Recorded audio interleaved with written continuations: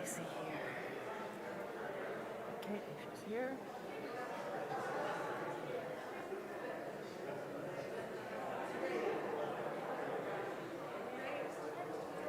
I think so. Just Reverend Eric is just getting up one knee.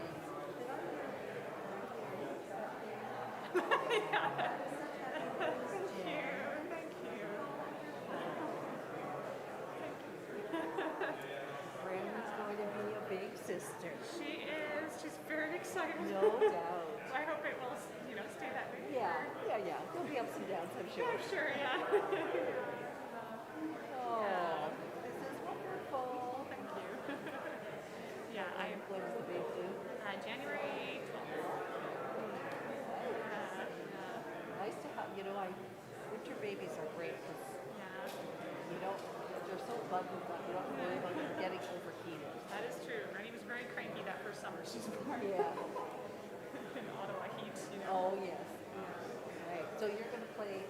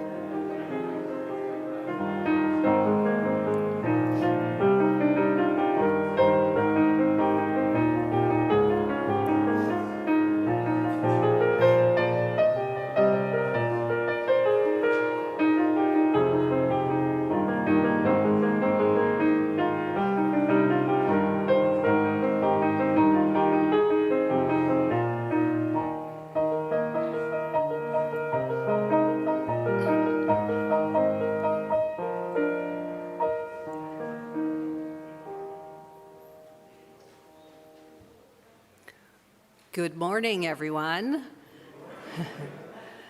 Welcome to the First Unitarian Congregation of Ottawa. My name is Lisa, and it is so wonderful to be here with you this morning and to be the worship associate today. Whether you are taking part in this worship celebration from your home or wherever else you may be, wherever you may log on, you are welcome here. We acknowledge that our FirstU campus is located on traditional, unsurrendered, and unceded Algonquin and Anishinaabe territory, and that the work of reconciliation is the responsibility of our congregation and all Canadians.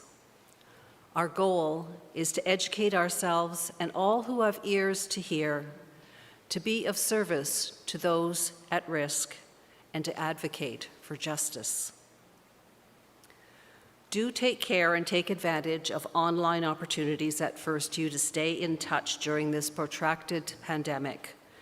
If you are new to FirstU and would like to learn more about us, please contact us through our email at welcome@firstunitarianottawa.ca. If you're here in Worship Hall, Mary is at the back of the church and is ready to answer any questions that you might have. And now, I'm going to ask Casey from our board to come forward with our announcements for today. Casey?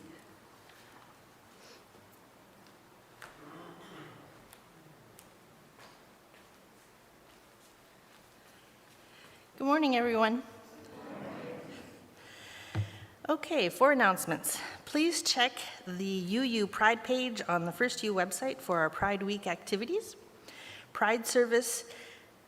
Notice that we have planned a Pride service next Sunday, August 21st, and a Pride movie night on Wednesday, August 24th. And the following week, on Sunday, August 28th, we'll be marching in the Pride Parade downtown, after the service, of course. All queer folk and their allies, which basically means everyone, is encouraged to attend the parade and carpooling if possible.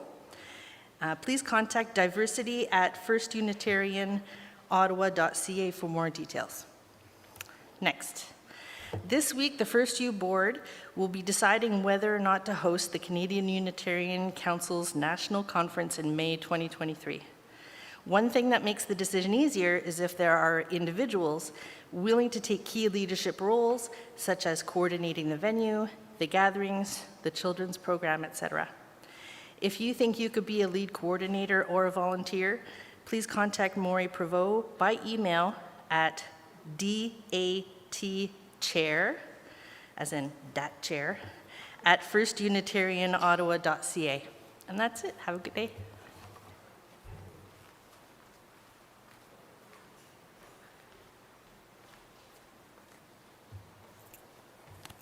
Thank you, Casey. During the continuing pandemic, we encourage you to sign up to receive the EUU, our weekly email newsletter. Check our Facebook page and Instagram pages, or our webpage for notices and updates. Our calendar continues to be as full as ever, though many of our activities now take place online. Whatever your heritage, whatever your faith, whomever you love, and however you identify, today you are part of our spiritual community. Welcome.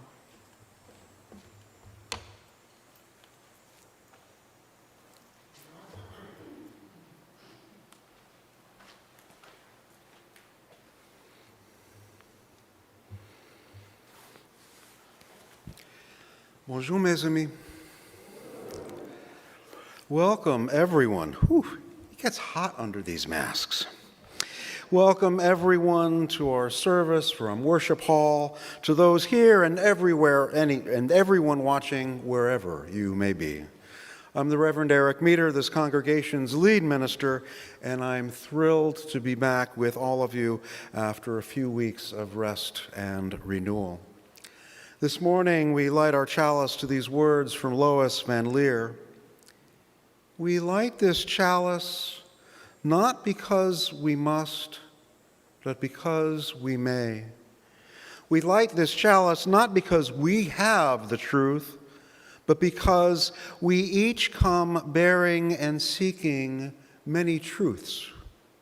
We light this chalice in connection across culture, distance, class, and language. We light this chalice that our religion, our community, may be a beacon of light, hope, and justice. We light this chalice to kindle our hearts and our minds.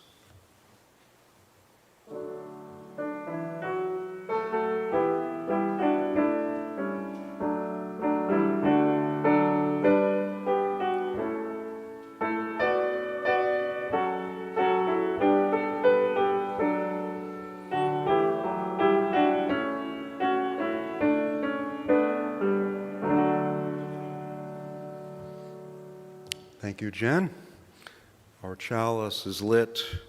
And now our opening hymn, Just as Long as I Have Breath. You'll find this in number 6 in our gray hymnal. Everyone is welcome to sing along.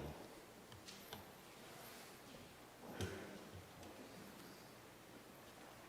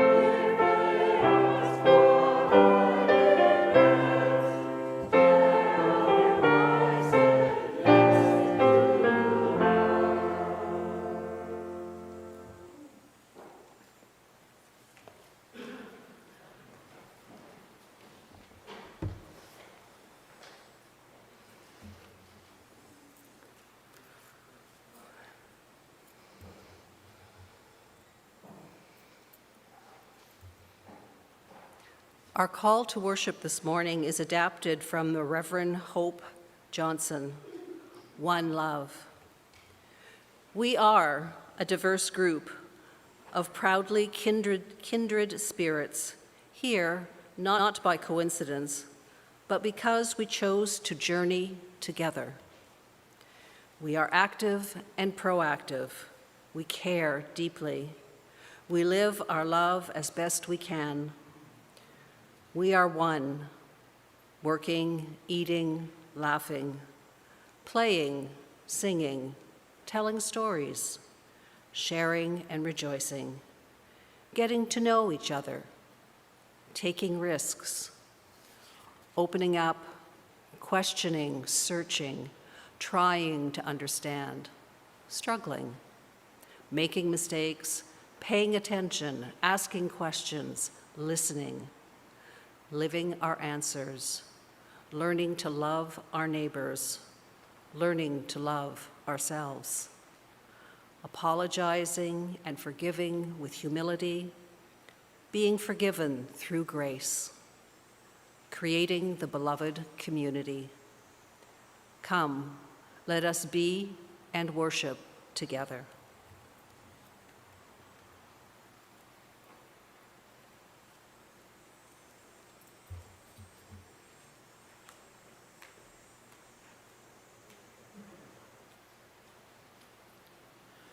Against the backdrop of the world we gather this morning. Political turmoil continues, causing unrest in the heart, and some take that to reach out to one another with ways of violence, here and far. Closer in, members of our community, we drop stones in water to offer thanks of celebration and in times thanks of commisery and witness. This morning I drop a stone for our member who just is recovering from surgery now, and also another stone for Catherine Elliott, who is facing several health challenges. A stone also for those in this world facing violence in places of war, making new homes as refugees. And a final stone this morning for all that remains within the silent sanctuary of our hearts, whatever the source. Please join me now in a few moments in silence and stillness in meditation.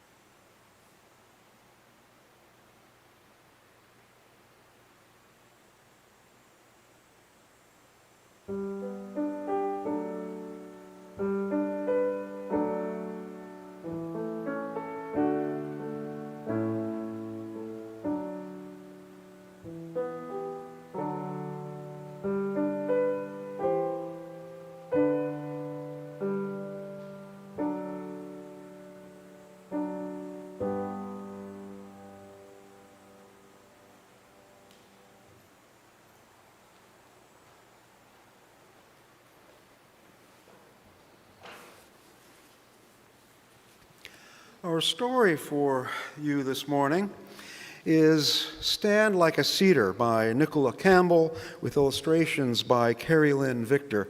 This is less of a narrative story as I get settled here, then, as we get the slides going, an audio-visual meditation.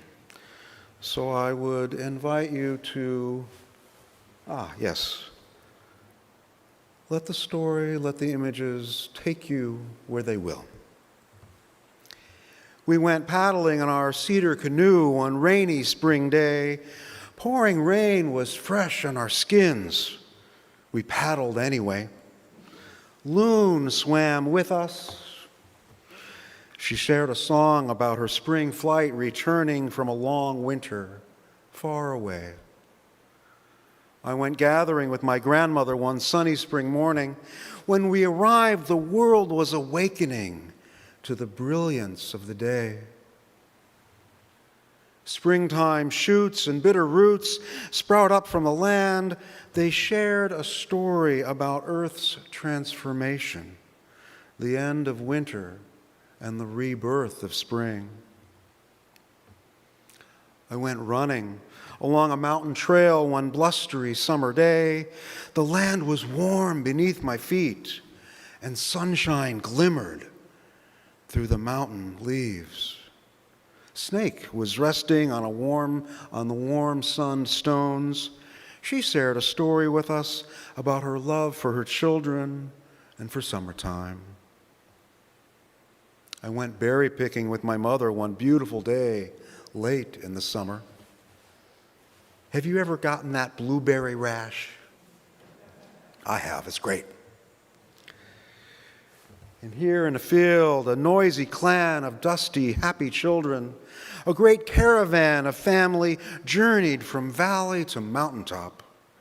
We listened there as our elders shared a song about our ancestors when they traveled by horse and wagon, and before that by travois and moccasin-covered feet in search of traditional foods to nourish us. We are grateful for the land that takes care of us. We went hunting one bright summer autumn morning. Dad woke us up even before the sun rose over the mountains. He said, "Wake up, children. It's time for us to greet the day." Grandfather Deer visited us. His summer coat was turning grayish brown. He shared a story about his descendants and family. He explained that death is part of the life cycle. He said to honor our tears as though they were stars in the sky. He reminded us to take care of the land. And one day in late autumn, I went walking. The world was changing to winter. Snowflakes and golden leaves danced all around. A mother grizzly bear and her cubs crawled into their cave. She shared with us a beautiful song about resilience. I am grateful to walk in the footsteps of my ancestors. Their courage to survive ensured our culture and traditions will always be shared and remembered. One day I returned to my favorite mountain trail one winter day. The land was covered with a blanket of snow and ice. I went anyway. I needed to feel the cold breath of winter on my skin. Great raven and beautiful eagle sang among the cedars and Douglas firs. Together they danced in the sky. I paid witness to their honor songs that echoes tremendous love for the land. And today, my brother and I went to the mountain. We went to the land. We went to the water. We sat with our elders and prayed. We sang and danced with gratitude for our loved ones. This song is our promise to protect, honor, and respect our sacred land, the water that nourishes us, the four-legged, the winged ones, the ones that walk and crawl. We need to remember our promises. We stand like cedar trees, hands raised to the sky. Thank you.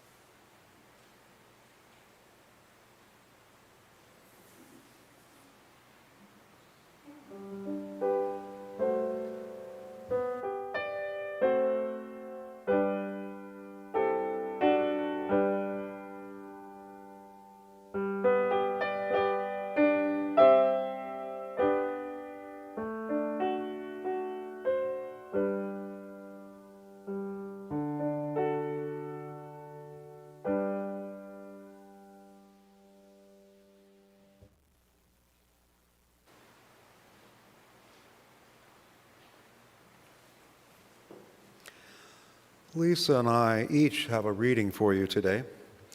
This first is an excerpt from St. Francis's remarks last month before Canada's First Nations, Métis, and Inuit peoples. I recall the meetings we had in Rome 4 months ago, he began.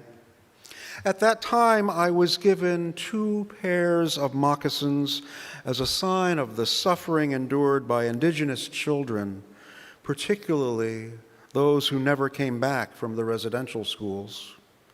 I was asked to return the moccasins when I came to Canada, and I will do so at the end of these few words, in which I would like to reflect on this symbol, which over the past few months has kept alive my sense of sorrow, indignation, and shame.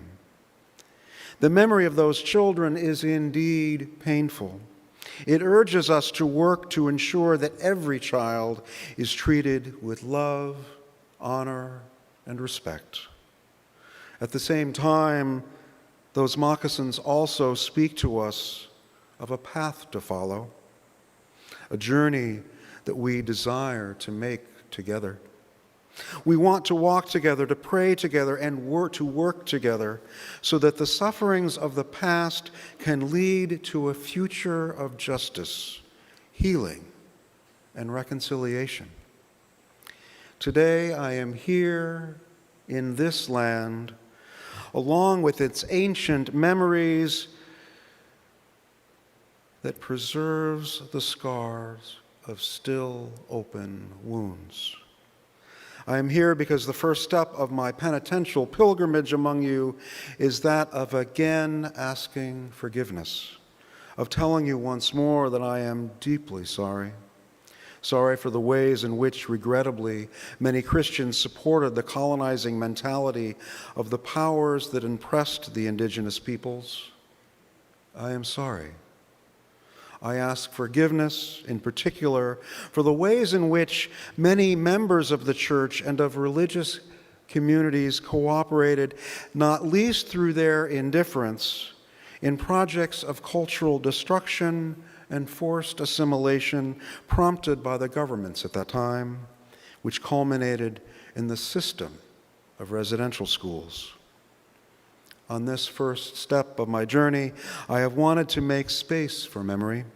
Here today, I am with you to recall the past, to grieve with you, to bow our heads together in silence, and to pray before the graves.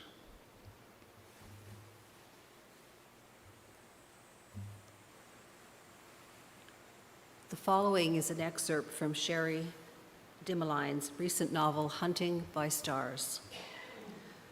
Not wanting to give too much away, the main character, a 17-year-old Métis boy named Frenchie, has been captured with other Indigenous children and adults.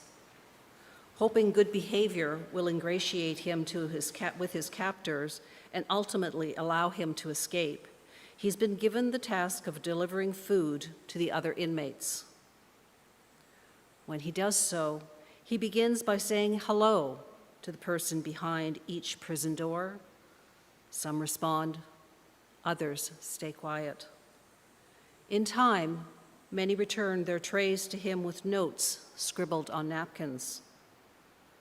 Those notes, often with requests, capture his attention and demanded something of him. Here I am, thanking them for their gifts like I'm some good Samaritan.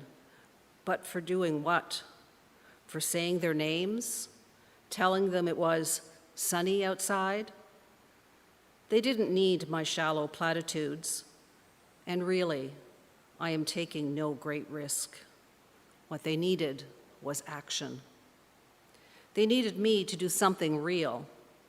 I burned with shame. I had actually felt smug, like I was some kind of savior handing over shitty spaghetti and a few words to people who were dying in the dark. I sat on the floor and folded each napkin as small as I could go. Then I used the pen I had pocketed to work a hole in my mattress and stuffed each one inside.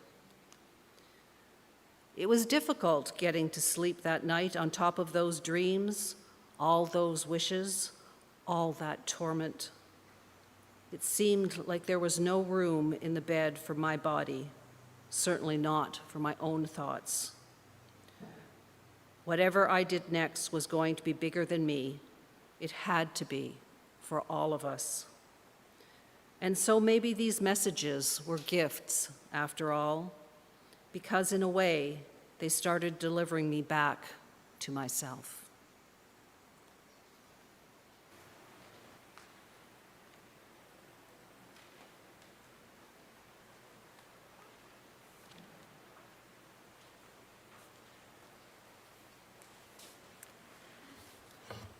While the choir makes their way up, the piece you're going to hear today is Vieni Spirito Creatore, is the music. You'll hear Italian, Spanish, and English on this Taizé song by Jacques Berthier. But we also have Reverend Eric is going to be joining us to perform some spoken word during the piece. So we hope you enjoy it.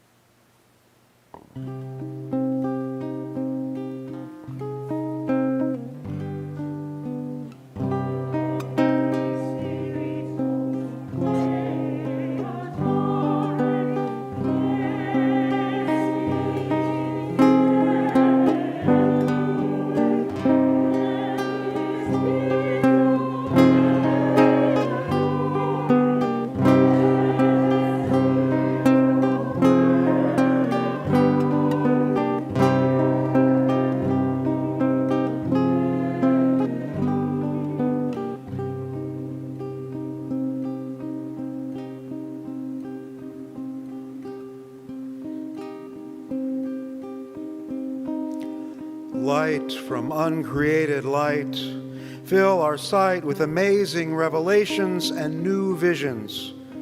Fire of the Spirit, sear our conscience with the zeal for justice.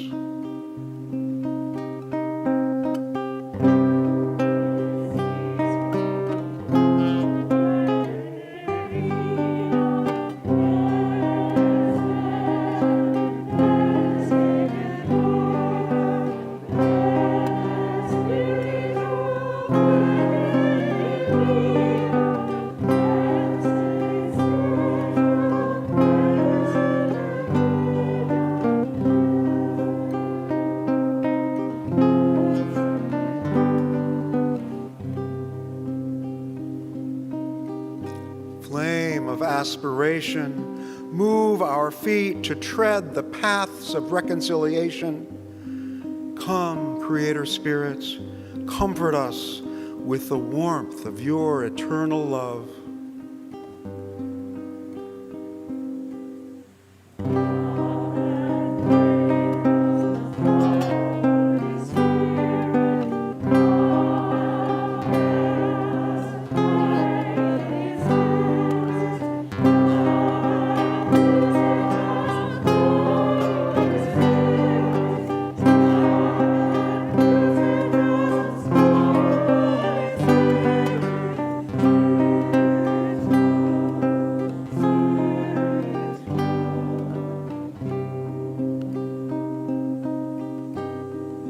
Come, Creator Spirit, unite us with a zeal for communion with all creation. Bless us, convert us, may we become the fire.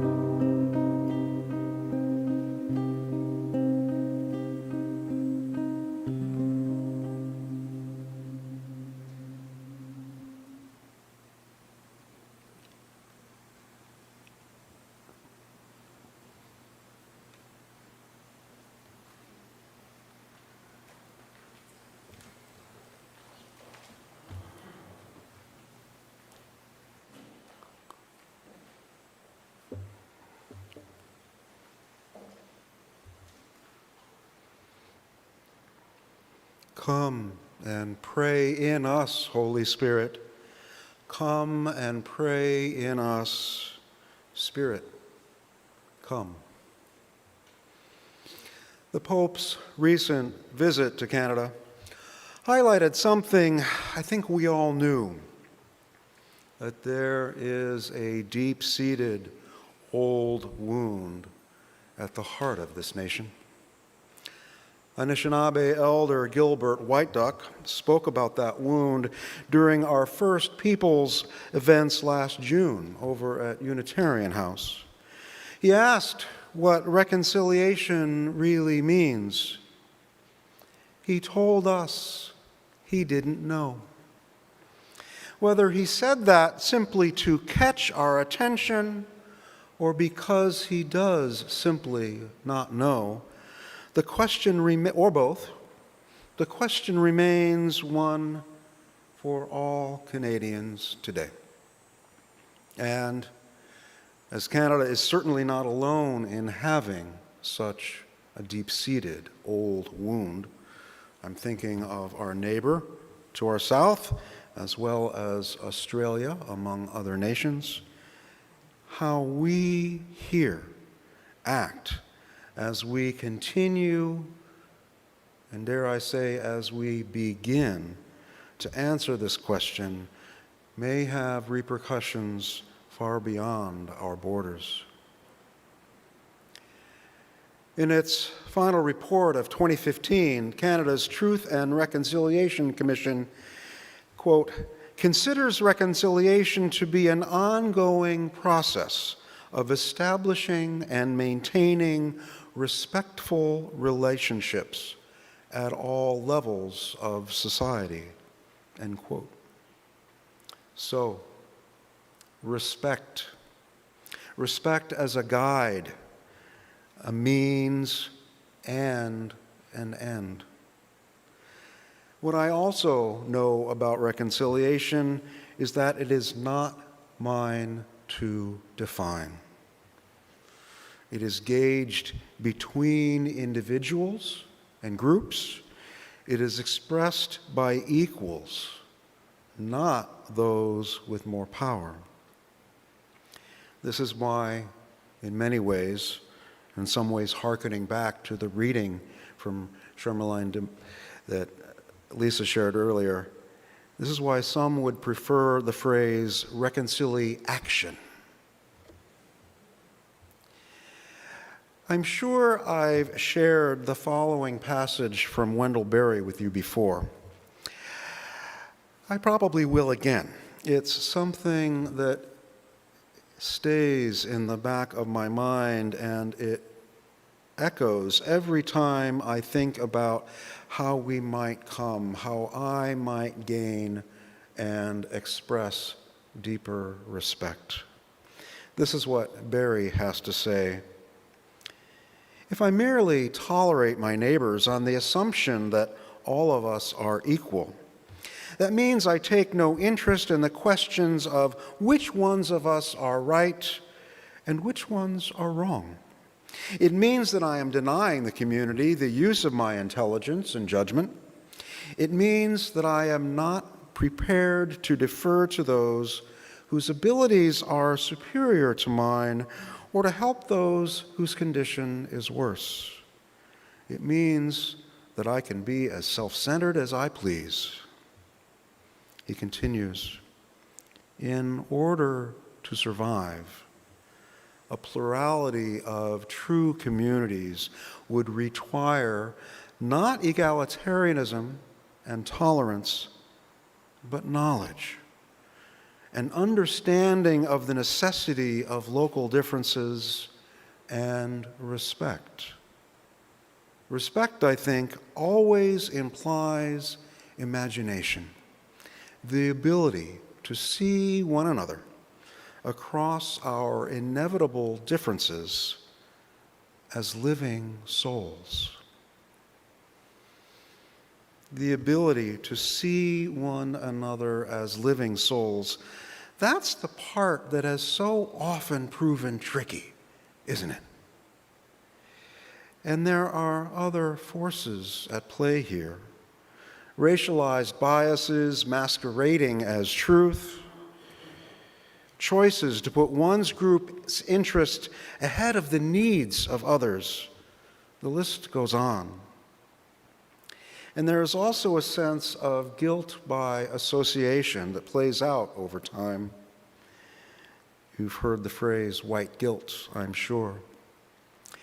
And here I have a little story for you this morning that is best introduced with a bit of information that I don't think I've shared with you from my mother's side of the family. You see, and I don't lead with this, my mother's maiden name was Custer. Yes, the same name of that, at least in the States, infamous Civil War and Indian War General George Armstrong Custer. After my Aunt Jean married into the family, she began to do some genealogical research. Turns out the family name came to us from George's grandmother. As the golden-haired general didn't have children of his own, at least not with his legal wife, we were in the clear. He wasn't our direct ancestor. Whew. If only. Slavery is often referred to as the original sin of the United States, at least for me. Growing up, the original sin was being, even by name, associated with someone leading the so-called Indian Wars. Even now, as I said before, I don't lead with that information when I talk about my background, but it's there. I haven't done much directly about it, but in the few times in my life that I've worked with Aboriginal people, and times that I've gone to a powwow or simply read an Indigenous author like Michelle Good or Sherry Dimmelin from Lisa's reading earlier, I find myself a little more alert. And it's as if there is a briskness in the air. Often things in that space of my attention go a bit quicker to my heart, resonate a little deeper than they otherwise might have. And all that sets the scene for my little story. Years ago, I think this was in August of '91 to be exact, I was on a road trip with friends. We were heading west from Minneapolis, St. Paul. As we drove through Montana, we thought we might stop at Little Bighorn, the site of Custer's last stand. At the cemetery there, we wandered among the tombstones. Others were there as well, but the place wasn't crowded. We had plenty of elbow room. It was a breezy August afternoon. We were left to imagine the battle that took place, reflect on all that it meant and meant still.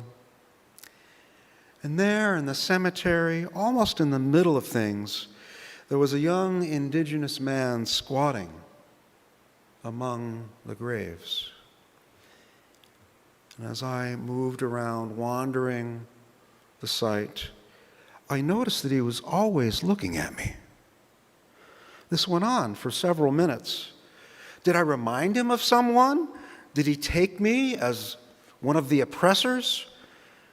My friends and I were headed to a church conference outside Vancouver, for Christ's sake.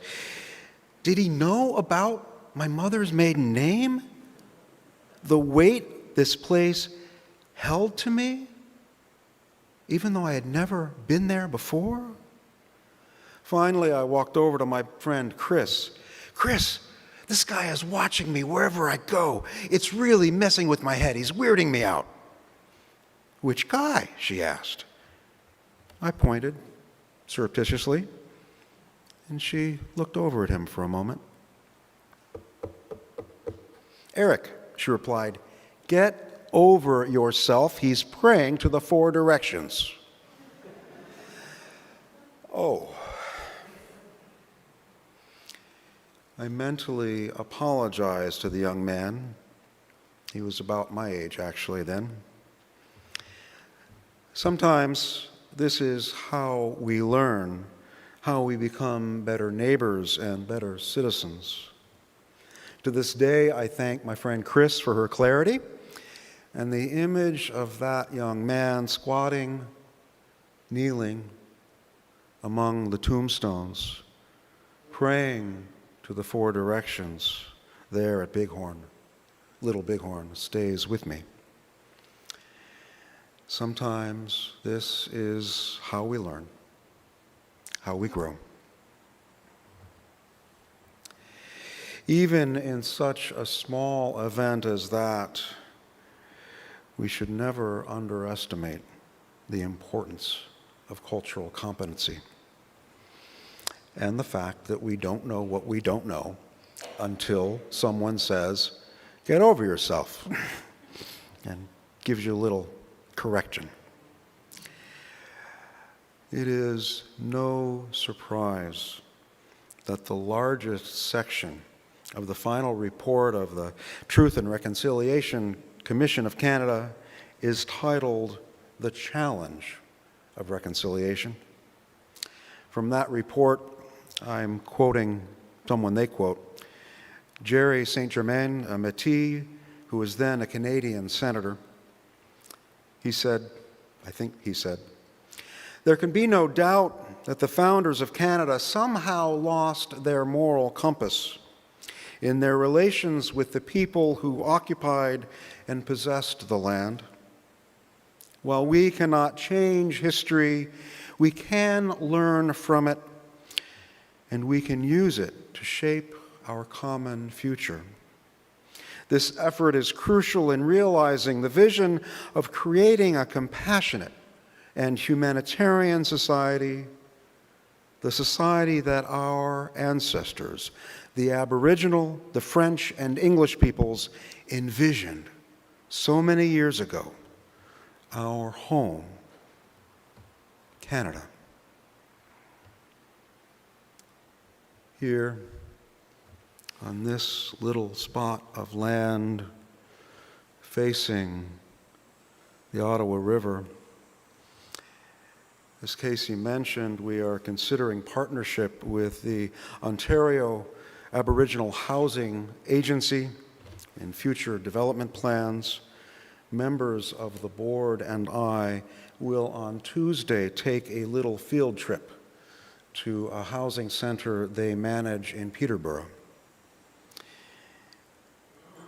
If we continue walking with them, if they choose to walk with us, we'll be making a huge step forward towards reconciliation. We may even find, even in small ways, hearkening back to Lisa's reading, that the experience slowly over time helps deliver us back to ourselves, to the people we most long to be. And of course, I'm not forgetting our reconciliation garden with Ajaski. We are making efforts here. We will stumble. Let me be clear. We will stumble. There will be times that we interpret something and take it personally, only to realize that it had nothing to do with us, like my angst, thinking I was being watched and followed in the graveside of Little Bighorn.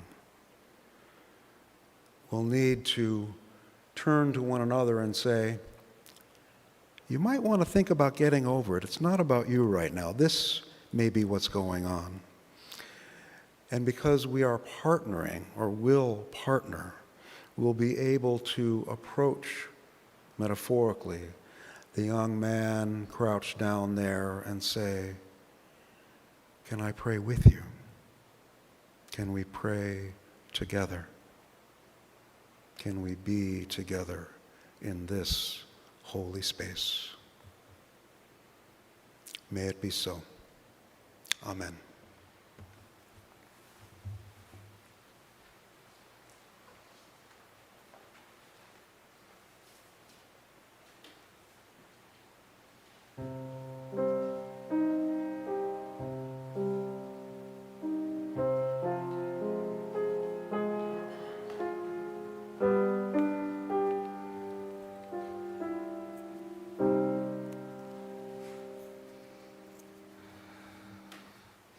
Thank you, Reverend Eric. This congregation has a long history of care, vitality, and bringing people together to move the arc of justice forward.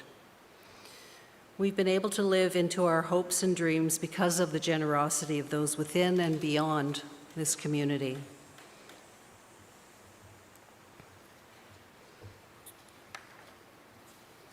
Sorry, I got my pages mixed up.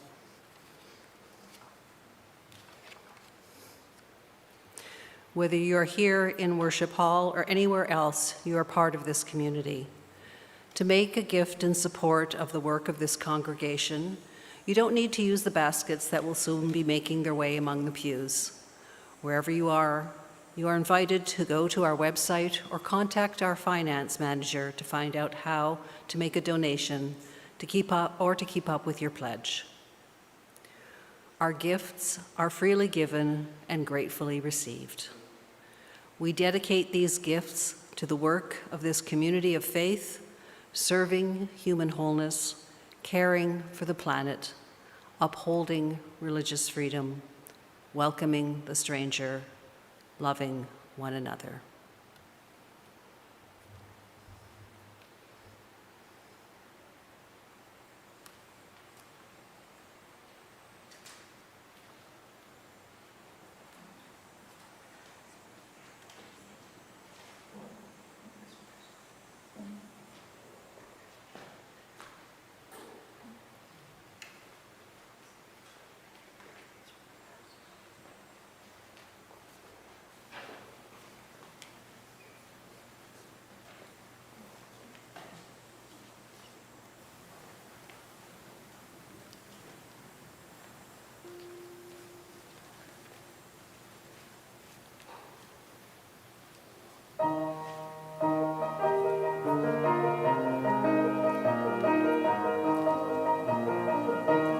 From the flight of days remembered burns a beacon bright and clear, guiding hands and hearts and spirit into faith set free from fear.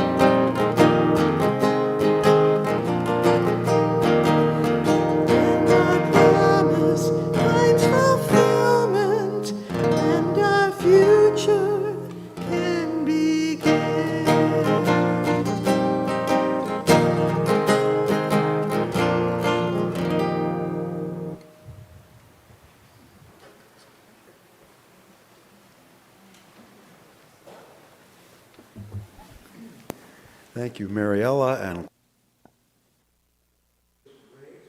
singing again. Before we close this time of worship and reflection, a reminder that our online hospitality hour will begin at 11:30.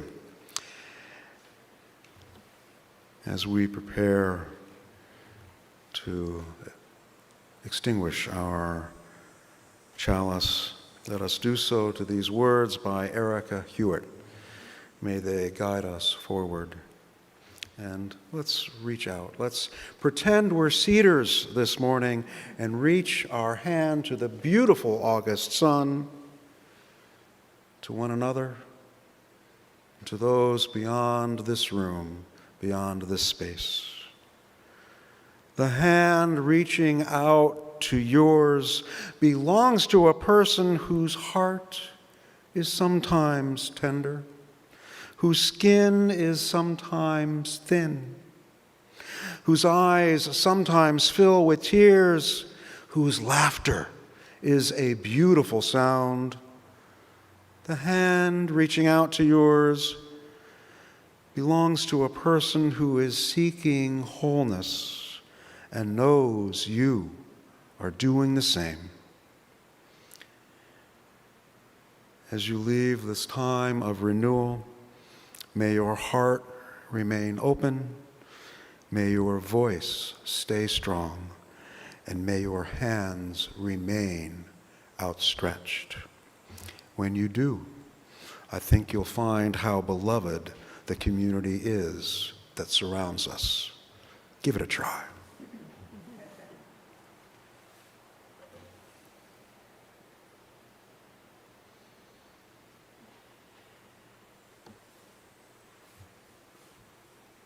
This morning's flame is extinguished, yet the spark of our connections and faith remains.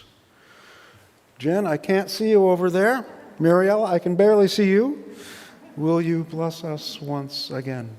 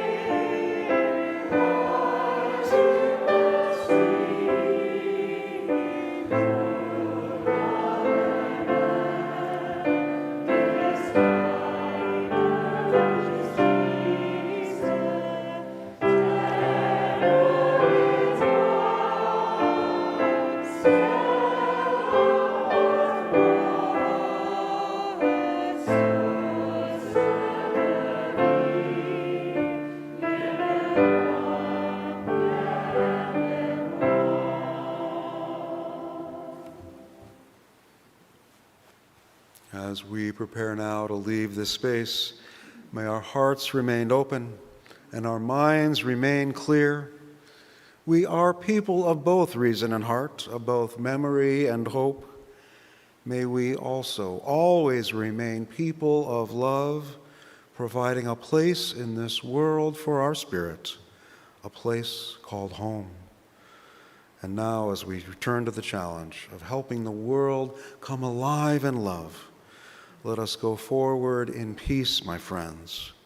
Go in peace. And now Mariella has our postlude for the morning.